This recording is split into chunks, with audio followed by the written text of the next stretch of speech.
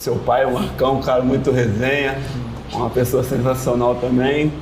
É, só agradecer mesmo. Já tô ficando aqui emocionado, né? Porque quando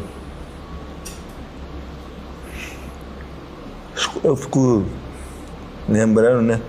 As coisas que eu já passei na minha vida, né, cara? Não só eu, como muitas pessoas, milhares de pessoas que sofrem até hoje na vida, mas de poder estar escutando palavras de pessoas que são muito importantes, né?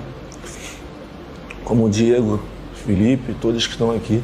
Referência dentro de casa e fora de casa. Referência mundial, referência e ídolo para muitas pessoas.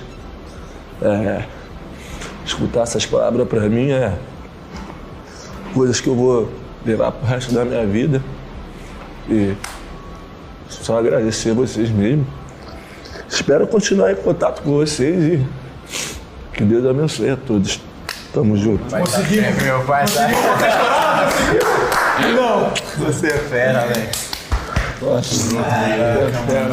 Se o contrato estiver na mesa ainda, a gente rasga isso aí, acabou isso aí.